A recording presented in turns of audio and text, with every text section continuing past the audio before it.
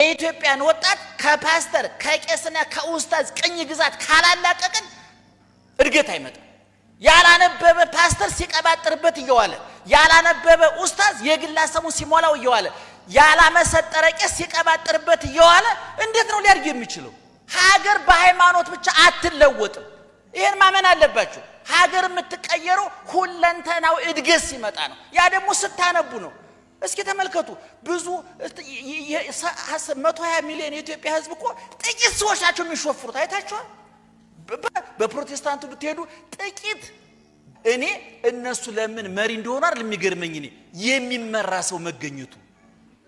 እኔ ማርያምን እኮ ነው የምላችሁ የሚመራ ሰው መገኘቱ፣ ለነሱ የሚያጨበጭብ ሰው መገኘቱ።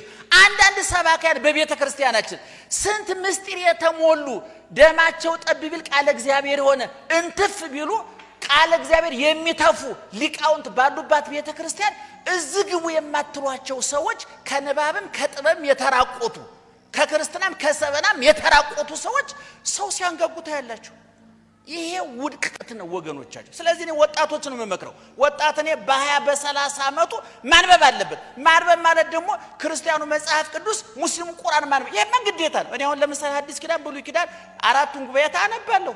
ምክንያቱም ክላስ ገብቼ ተማሪ አስተምራለሁ። እንዴ የክላሱ ተማሪ እንደናንተ አጨብጭቦ ከንፈር መጥቶ ሜዳ ይመስላችሁ? ደም የሚመጥ ነው ክላስ ያለው። በጣም ከባድ ነው። ካህናት ናቸው፣ የተማሩ ናቸው፣ ያፋጥጧቸዋል። ተዘጋጅተ ሰንቀ ካልገባ ቀባጥረ የምትወጣበት አስጨብጭበ የምትወጣበት አይደለም። ያ በጣም ስለዚህ ተማሪዎች እንዳውቁልኝ እንዳይንቁኝም። መቼም ዕውቀት የሚባለው ካቅም በላይ ሆኖ ሲያስጨንቅም ካቅም በታች ሆኖ ሲናቅም ዕውቀት ባዶ ይባላል። ልብ ሲመታ ነው ተኳሽ ይባላል። ልብ ራሱን አለው ማለት ከዚህ በላይ ካለፈ ጥይቱ ሳተ። በዚህ በኩልም ለኳስን ለጥይት አይጠቅም። ለኳስ ጥሩ ነው አለው ባለፈው ስጠይቅ በእግሩ መካ